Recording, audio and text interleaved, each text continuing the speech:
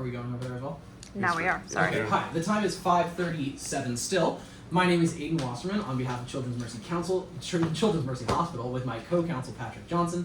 Across from me is Jordan and Anna, counsel for Mrs. Isom, Jordan Croder and Anna Araya? Yes. Anyway, we are here with Russell Fagan for the second part of our deposition. Mr. Fagan, you've already gotten the intro once from Jordan earlier. Yeah, Mr. Croder, I will not bore you with the details. Please answer the questions truthfully and to the best of your ability. Yeah.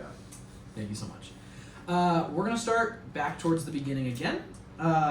So let's start with how you came to work at Children's Mercy Hospital. You told me that you told them that you moved from Nebraska and that it was due to some respiratory stuff. Can you elaborate on that at all? I just have a respiratory condition where it's easier for me if I'm in a drier climate. It's drier here. And did you just look for hospitals in Spokane when you got here, or okay, cool. When were you interviewed? Do you remember? I don't remember. Okay. Do you remember who interviewed you? No. Okay. And then do you remember how you got informed you got the job? I think they sent me an email, called, something like that. Sweet. And then you confirmed earlier that your first day of work was in January of last year. Okay. Sweet. You talked about getting a nursing degree from Gonzaga. Where did you work prior to Children's Mercy Hospital? A hospital in Nebraska. Sweet. And would you say that most of your duties were similar there as they are at Children's Mercy? Were at Children's Mercy? Yes. Okay. Did you feel like you knew most of what you needed to know then prior to starting at Children's Mercy? Was there much of a learning curve? No, I mean, not for me. I've been doing this for 20 years. Sweet. Let's talk about your first day then. Was there an orientation by your memory? Objection, asked and answered. Sweet. Who did you meet on that first day? I don't know. Objection, Other asked nurses, and answered. Other people starting, you know. Were there many people starting that day? Was it like a cohort of people, or was it just like you and a few others? I don't recall. You know, it'd be like a couple people maybe. I don't know. You've already seen the handbook. We pulled it out. Do you remember signing the handbook policy stuff on your first few days? I'm sure if I said no, you'd show me that I did, so I'm sure I did. Awesome. And then, other than those orientation, like early on stuff, were there trainings that you attended outside of that during your time at the hospital, either for like on-job stuff or like policy stuff? Outside the hospital, I don't really recall. I'm sure there was some stuff. You know, HR's always sending something. I'm sure you get it.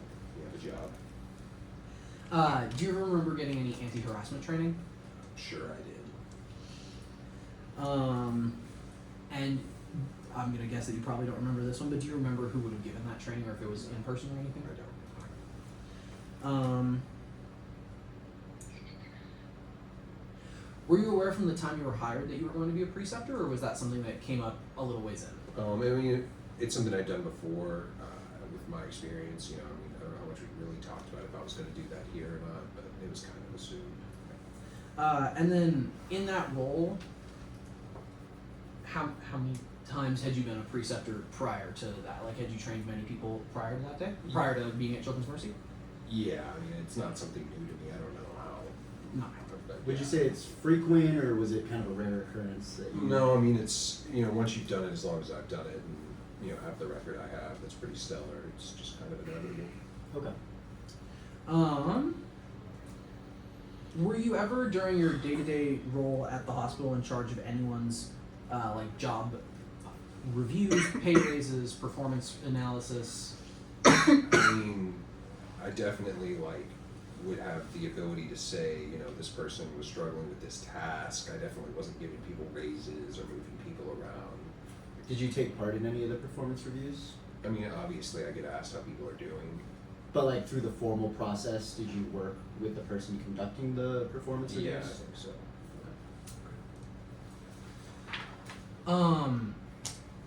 You said that you'd already kind of done it prior to getting there, so I don't know if you did get any training at Children's Mercy specifically, but was there any training about being a preceptor? Or there's obviously Yes. the document you got shown earlier. Was that a training session then that you went through?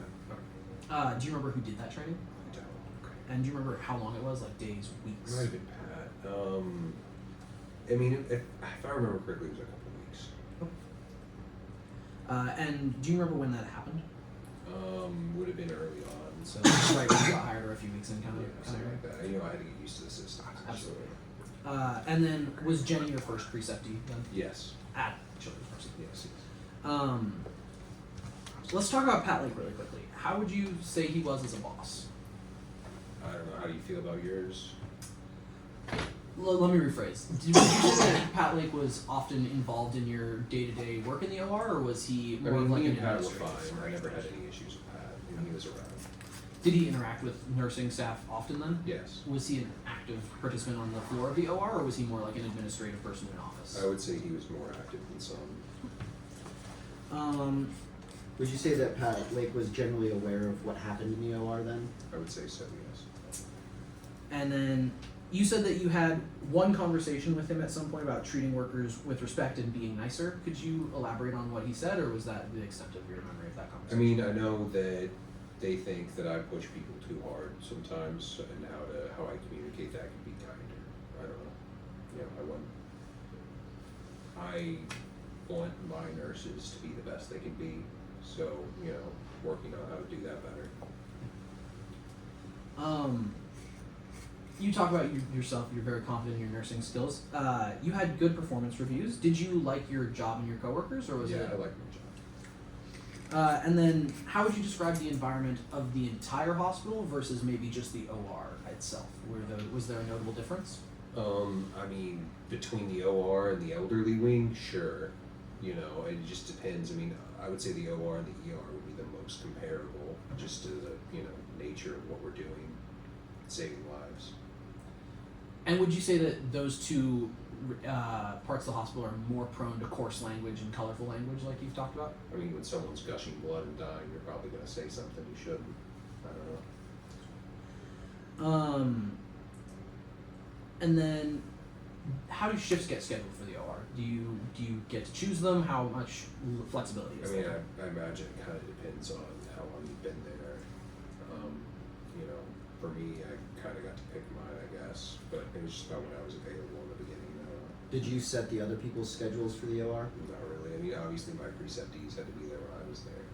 If they're going to learn from me, they have to be there. Did they have to be there at all hours you were there, or just have some overlap? I mean, it definitely had to overlap. They worked when I wasn't there too, because that wasn't the only thing they did. So you weren't always there to oversee them. It was just there needs to be some. If they were working in capacity for what I was doing, they had to be with me. Did you specifically set their shifts though? No. Who does set those shifts? Was that all Pat Lake then? Might have been Pat. I don't know. Could have been someone even above him. I'm not sure. And then we asked you already that you never took part in any performance reviews in a official capacity, but you might have been recommending or giving some small feedback about them. I mean, they obviously wanted my feedback, and you know, I would tell them. But it wasn't as if I was the one making the decisions. All right, let's move on to the start of you and Miss Isom's relationship. The first word you used to describe her earlier was off-putting. Could you elaborate on what maybe made you feel that she was off-putting early on? I don't know, saying something along the lines of, it's a shame that I'm not into women because I won't be looking at them. You know, I mean, it was acting as if we were best friends, and we really kind of just met. I don't know, it was off-putting to me. Did she routinely bring up your sexuality during your friendship? Yes, How often would you say she brought up? often. Like once a week, once a day? She was routinely upset that I was not into her. Upset. Could you elaborate on how that would present? You know, she once said, you know, she wishes she had two partners, one for her upstairs and one for her downstairs. Referring I to her guess- body parts, or? I imagine she'd be referring to her brain and her pussy, which I imagine she wanted me to be the one for the brain. Considering I don't like women. Down track. Section. Let's talk about how fast your friendship progressed. You said that you felt like early on she was acting as if you were best friends, but that you were a little thrown off maybe by that. On her very first day at work, she opened. Yeah, I'm gonna hand you gonna hesitantly be marked as Defense Exhibit 1. This is from Jenny's Facebook wall. On her very first day, she created a Facebook account and posted, and you became friends with her on that day. Do you remember befriending her on Facebook, or if any of that? I mean, I'm sure, I don't think you made this up, so yeah. I don't recall doing it, but obviously we were, I grew to like Jenny pretty quick. You know, it is what it is. You know, we're all nurses, we're all weird, we all have our own quirks. Early on, did you two work together very much when Yes. she was not in that same department with you? I saw Jenny pretty much every day. Okay. Where would you see each other? I mean, you're in a hospital, you're running around. It's not like everything's in one room. And do you remember what department she was working at in the beginning? I don't recall. Would you believe me if I told you that she was a perioperative nurse at the time? Yeah, I believe that. Would you You're a often? liar. I appreciate that. Would you often interact with other members of that department? Yeah, I mean, a hospital, we're all kind of in the trenches. It's similar to being in the military, I'd say. So I just wanted to touch on something that you mentioned. So you didn't know what department she worked in before the OR? I mean, I don't recall. I mean, I'm sure I did in the moment. I mean, when you're working 20 plus hours, you just start to lose track of things sometimes. But you were good friends with her at that point. We started to become good friends quickly. Yes. And you presumably had conversations with her? Yes, And not once did it come up at what department she worked in? I'm sure it can. And just to go back to your Facebook post real quick, re-showing you Exhibit 1, why did you, she was so off-putting, why did you put "wonderful meeting you today"? I don't know if she said that the first day we met, but it was early on. It's the first day. No, I'm saying the comment that she made to me. I don't know if that was the first day. It was when she found out that I was gay. Alright. Would you say there's a lot of across department friendships? You said that people are Yes, always I would running into say each so. other. Yes. And then, would you think that based on Jenny and your interactions prior, that she would have had good reason to know your style of management or training style prior Yes. to her joining the And org? I told her before that it was going to be hard. When Go ahead. To what extent did you tell her? What did that conversation look like? Well, I wasn't trying to convince her to not work with me. I just wanted her to know what she was getting herself into. It was different. It was hard, and I expect a lot. Let her know that. Was there any mention of coarse language or your management style in that regard? Or No, because we cursed back and forth. So it was already kind of Yes. understood. Yes. Okay. when did you find out that she wanted to transfer departments? Do you remember? I don't remember. Did she tell you why she wanted to transfer? No. When Retrospectively, it seems like she was obsessed with me, but I don't know. At the time when you found out that she was trying to transfer, did you encourage her to transfer, or were you just kind of? I didn't encourage her. I if anything, it's probably, I guess, more of a discourage if I'm going to say, this is hard. But, I was just being honest. I didn't want her to get her hopes up that this was going to be easy and I was going to be extra nice because we were friends. I was going to hold her the same standard I hold anyone else to. So you didn't help her get transferred then to the No. OR? Would you say the amount of time you two spent together as both coworkers and then friends increased following her shift to the OR, or stayed about the I same? mean, our time together definitely increased, but I wouldn't say it changed our outside work time. And then when would you find time outside of work? You said that she had a key to your apartment. How often would she visit? I mean, I don't know, often. Like weekly, daily, twice a week? I don't know. I mean, I don't know. I'd say at least a dozen times. Just over the course of your friendship? Yeah. Okay. Was there any rules on her using that key, or was it whenever she felt like it? Not really, if she needed somewhere to stay. And I get it, when you work as much as we do, I was trying to be nice. What were the sleeping arrangements when she stayed at your place? I mean, there was times where we slept in the same bed, there was times when we didn't. I don't need any specific sentences, but what kind of topics would you guys discuss when you two were spending time together? I know we talked about arts and crafts and, shopping and shit like that. Was there any differences between the times you stayed the night in the same bed versus when you didn't? Like a reason? Yeah, like Not really. Just sometimes we fall asleep talking, okay. Did you ever have any concern that her husband might think something of that? No, me interaction? and her husband were friends. I tried to help them through some issues in their marriage. Let's turn to that then. Let's talk about Miss Isom's relationship with her husband. Would you say that it was smooth sailing most of the time, or? I mean, I think I at first definitely assumed that she was happy. That's the way it was perceived to me, which is also kind of why her comment about me was off-putting, I guess. I wouldn't say that like they had a bad marriage or anything. You know, I think that they just had moments where they, needed a little bit of help. I guess someone to talk to. Struggles at home, but nothing that was going to be life-changing. As far as I know, no. So she never talked to you about divorcing her husband? No. You talked about her saying that she wanted two partners, one for up top and one below. Do you think that Miss Isom had feelings for you in any ways, in any romantic ways? I think so, yes. Did she ever manifest those feelings? I mean, like, just look at what she did. I mean, would you be happy if your wife put a gum stick in her tits and asked you to come get it, or asked me to come get it? I don't think you'd love that. So I don't know. Do you think her husband suspected any of those feelings? No. Did you ever see yours and Miss? Sorry, scratch that. Were you ever worried that she saw your friendship becoming something that would become more permanent? No, I communicated it very effectively that I'm not attracted to women. All right, let's move. Well, here, while we're on the topic of Mr. Isom, let's talk about the party. You said that on that Christmas/retirement party that Jenny had wanted to get dressed up and go out and have fun and have some Yeah. drinks.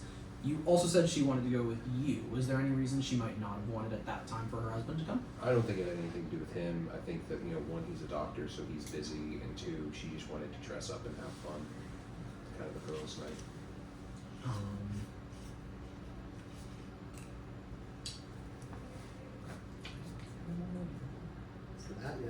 So you mentioned earlier that you left alone from that party. Did you leave before or after Jenny Isom? After. After. And was there what happened? Describe when she left. Yeah, she, said that she's unwilling to lose me to she's okay if she loses me to another man, but not to another woman, and then stormed out. I think she got an Uber home. Would you be able to give us maybe a little bit of context of what might have led up to that moment? I mean, from my perspective, I was talking to Rhonda, and then she came up and yelled at me. And that happened in front of everyone at the party? Yeah, So would you expect people who are also at that party to remember it then? I would say so, yes. Was this the first time she had An issue like that? Yeah. Yeah. Were there other points that were maybe not quite as explosive but had strain in your relationship? I mean, I think there was moments where, maybe I pushed her a little hard and, we had to talk about it a little bit, but nothing like, we never fought. Kind of going off of that, earlier you said there was times that your relationship was strained due to you working together, due to the high emotions. Mm-hmm. Would you be able to give us some specifics on that, at least one time of when that might have occurred? I don't have a time in mind, but I mean, when you're Maybe not dates, but when you're all exhausted and you're, going through it, there's moments where you're, getting frustrated with each other, but it wasn't anything, serious. Just, hey, I'm sorry, I didn't mean to get upset with you. I was, dealing with this, nothing big. Okay. We've talked a lot about you as her preceptor. Back to more bullshit. Let's talk about your reputation at the hospital. You said that you were talked to about coarse language. Did you think, outside of that one critique, that you were well received in the hospital, that people Yes. liked you? Yes. Okay. Did you have anything to back that up? Did you have lots of friends at the hospital? Yes. Are you still friends with many of those people, even No, after? after everything happened, I didn't want to be involved. Did they reach out to you at all after you had been fired? I'm sure some of them have. And then just to put it as over time, early on, did you feel that same kind of confidence with people in the hospital? Yes. And then towards August of last year, would you say you still felt that way? Yes. And then in November, were you still feeling that way? Yes. So up until the point where you received the administrative leave and all that, you still felt like everything was... Yeah, I was shocked by it Absolutely. and appalled by the result. All And right. now I'm still fucking dealing with it. So appalled by the result, during the investigation, it was noted that you had corroborated at least some of the comments that were made. Mm-hmm. did you feel that didn't rise to the level of you being able to be fired from those Yeah, I comments mean, you it's the type corroborated? of shit you hear in an OR. So would there be other stuff?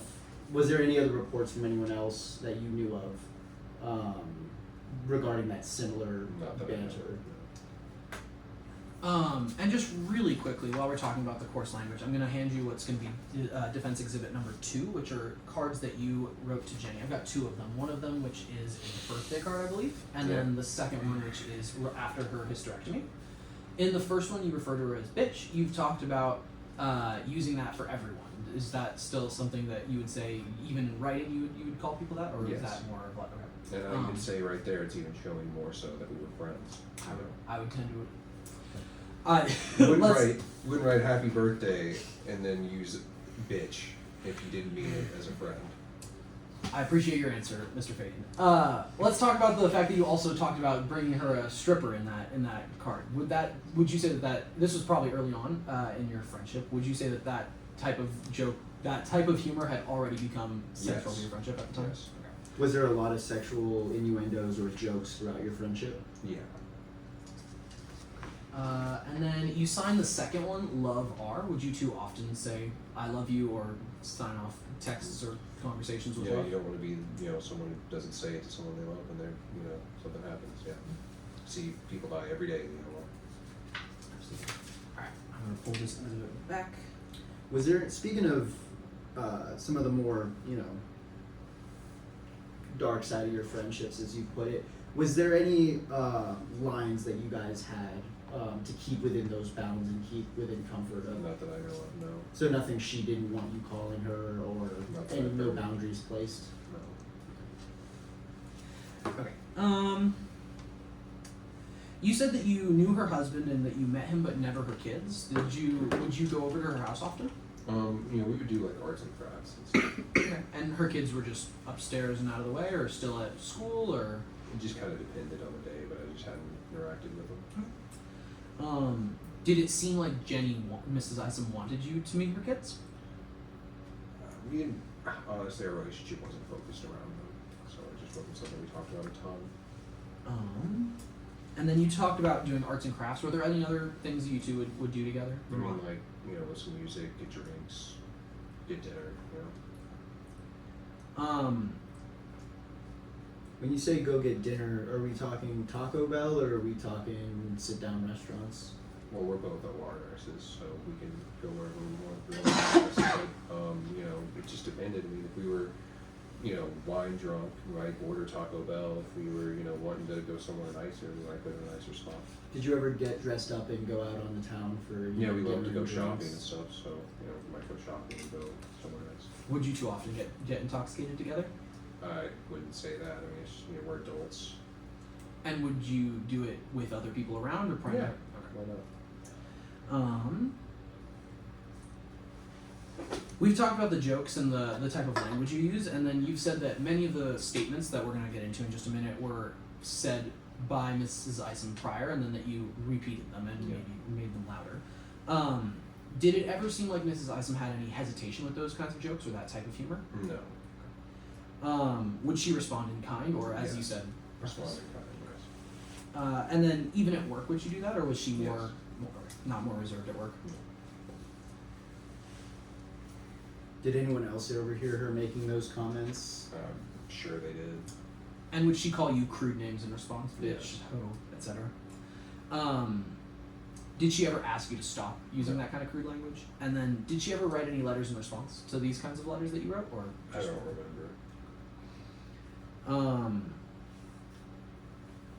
Would she reciprocate when you said "I love you" or things like that, or would Yes. she preface it first and leave that? Yes.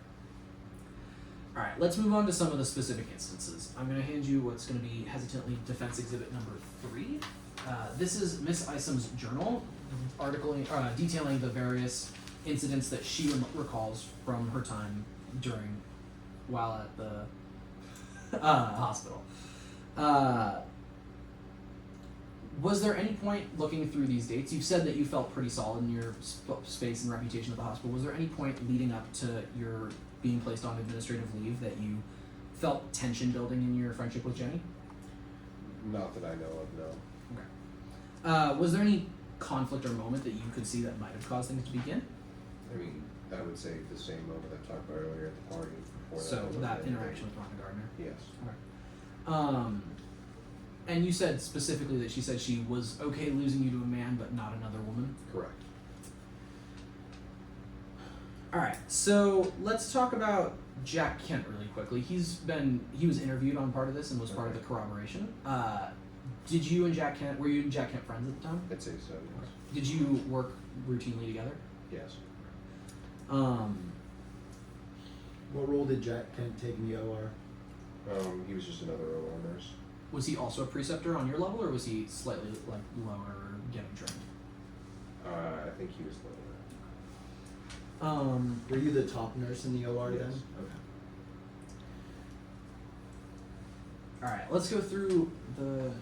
I'm going to try and reduce how much we talk about these because we've already gone through them with the opposing counsel. Let's start with you announcing... Miss Isom states that you loudly announced that her pussy was broken and that aliens were inhabiting it. You said that she said this first? Yes. Okay.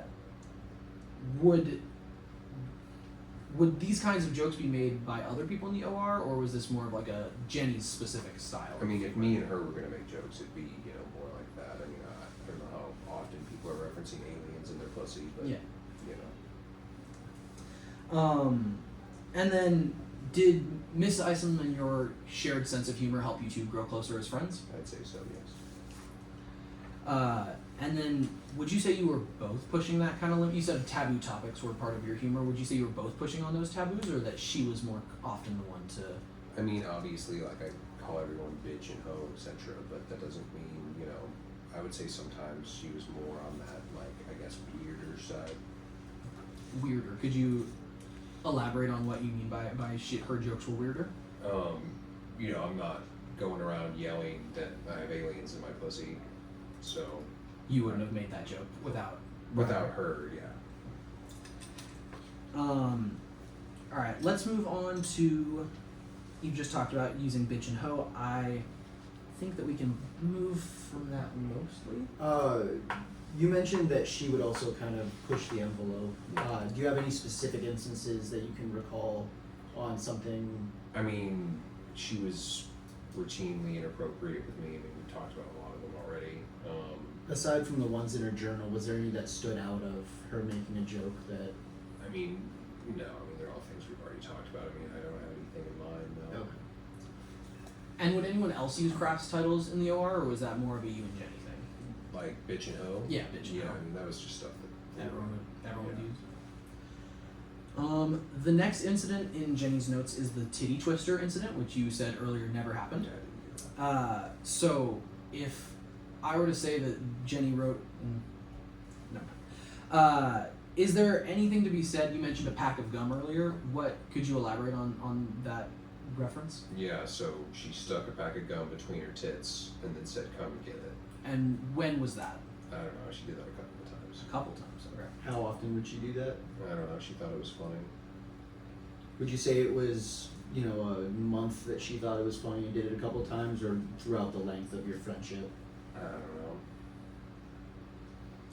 know. In Miss Isom's account of the titty twister incident, she says that you'd stopped by to say goodbye. Would you two often stop if you were done with work on off shifts to say goodbye to each other? Yeah, I mean, like, I kind of found it exhausting because she would get very upset if I didn't, and if I didn't, she'd show up in my apartment or call. I have to tell her no, I'm not mad at her. Could you define very upset? Well, it's just she had a lot of emotion, so she'd be like, "Oh my God, are you mad at me? What did I do? Did I do something wrong?" And I'd be like, "No, it's fine. I was just going home from work." Usually were you able to calm her down and reassure Yeah, her that's pretty quickly? Was this every time you didn't say goodbye to her, or Yeah. just okay?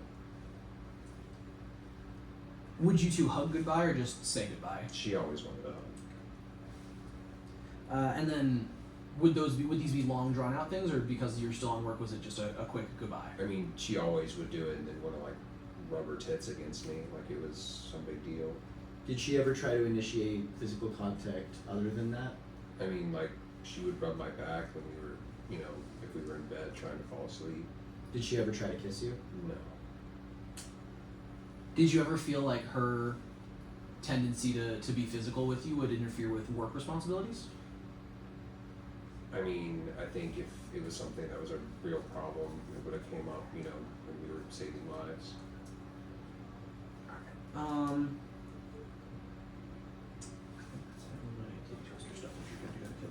Alright, we're going to talk about the kibbles and bits comment. Oh, great. You said that this again was something that Jenny had said first that you nearly repeated. Correct. And at the time, you and Miss Isom were still very close friends. Yes. By your understanding. And sorry, one moment, please. Great bullshit. She said that you said it specifically about when you circulated for her hysterectomy, but it was many months later. Does that seem accurate to what your understanding of when the joke was being made? Yes. And then the final incidents that are a little more vague. In November, Jenny writes that there was another comment made about her vagina. Do you remember making this? It says in parentheses alcohol pads. Yeah, I mean, she asked me if she should use alcohol pads to clean her vagina, and I said no, and I laughed. I was like, "That's crazy." So on this, I'm going to show you what's been marked as Exhibit 4. It's part of D1. Oh, D1. It's part of D1. So on here, it is, be careful what you broadcast to the whole room. You started it, like you mentioned, but Shannon says that was all you. Could you give us a little more context on that? I mean, I'm loud. I'm probably louder than Jenny. I don't know. Is Shannon good friends with Jenny? I don't know. You'd have to ask Shannon. Fair enough.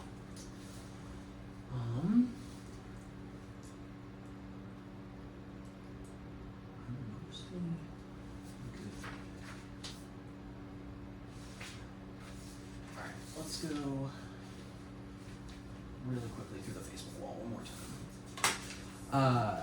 On Valentine's Day of 2025, this is still part of D Exhibit 1, it's Jenny's Facebook wall. Jenny posted a heart and said, "Happy Valentine's Day to my true love," and you commented, "Why, thank you."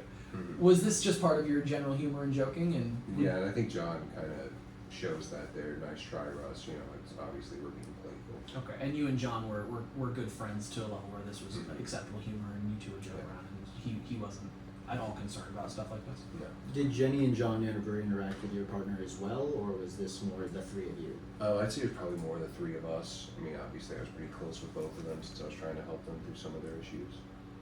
And you might have mentioned it earlier, but would you be able to go into details on what those issues were? I mean, they were just, you know, typical marriage issues. You know, you're trying to figure out how they communicate better and shit like that. Okay. Next, on December 12th, after Jenny had filed her complaint against you, she posts this image. It's a meme that says, "Show me the money or else." Would it surprise you to find that Jenny is suing strictly for monetary gain, or do you think that she is the type of person who would fabricate a story? No, I mean, I hate both parties here, but I definitely think that's what she's doing. She ruined my fucking life, so I don't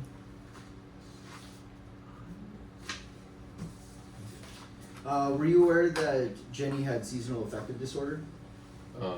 Yeah, and I think that shows from her call to me, you know, saying, "Oh, it was never supposed to. I didn't mean this," you know, and it's already too late. So I don't know. Could you elaborate more on that? Yeah, I mean, December around that time when she's saying, "Show me the money," you know, she called and left a voicemail and said something like, you know, I didn't mean to go this way, blah blah blah blah blah. I don't know why I deleted it. Do you have no record then of that I voicemail? deleted it. Did she sound remorseful in that phone call? Yes. Was she referring to the investigation, or did she make clear what she was referring to? No, she just seemed out of control and emotional. What do you mean by out of control? She was just like, "Oh, I didn't mean for it to be like this. I miss you." Blah blah blah. It was just bullshit. And when was this call? Was this right after firing, or was this sometime around Christmas? I don't know. Would you say that call emulated those kinds of freakouts you said where you didn't say goodbye and she would panic about you disliking her, but to a much greater extent. Yeah. And was this one phone call? Did it happen more than once? It was. I mean, she sent me a bunch of texts too, but I just deleted everything and blocked her. I just want to be done with this, as I told everyone. I'm just sick of it. Just Do you have doesn't any wanna like? go away. Sorry about that. Do you have any recollection of just vaguely the trend of those texts, what they might have said? Not really.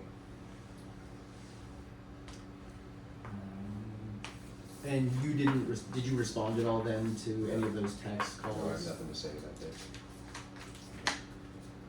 I'm just gonna really quickly review my notes, but I think we are really. How did you feel after receiving that phone call and those texts? Just general disgust. Why so disgust? You can ruin my life and then call me and apologize as you're begging people for my. I don't know. It's just bullshit. Did she indicate anything about a lawsuit at that point? No. Does it surprise you then, given that call, that she would file a lawsuit? No. Why wouldn't it surprise you? Because she's a liar. Aside from this instance, is there any other instances that led you to the belief that she's a liar? No. Would you say that Jenny was fixated on you over the course of your Yes. friendship? Was she fixated on anyone else at the hospital? Not, hopefully her husband. Did you see her interacting with her husband at all in the same manner, or even a similar manner as interacting with you? Yes. Was there the same crude comments, or so? And her husband, did he participate in that sort of banter, crude comments? Yeah. How frequently would they? I don't know. Did Jenny Easom and her husband work closely together? Not really. Different parts of the hospital. So mainly lunches then. Yeah. How often did you interact with the pair of them at the hospital? I mean, sometimes, just depending on the day. I mean, we're all working so much, it's hard. Don't have enough nurses, don't have enough doctors, too many patients. So then, would her husband ever directly see how you supervised Jenny? I'm sure he did. Frequently, or was that maybe? I mean, one you were off around times? all the time. I don't know how you couldn't. Okay. I'm not paying attention to what he's doing. So he was. Sorry. So he was aware then of how you treated your Yes. mentees. And he never had any reservations or said He anything never about said anything to me, no. I think that is the extent of things. Give me one more second.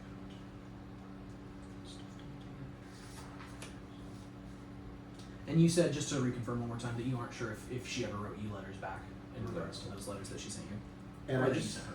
just to confirm, so you didn't help Jenny with her transfer, but did you take any active role in her transfer? Did anyone talk to you? Did anyone?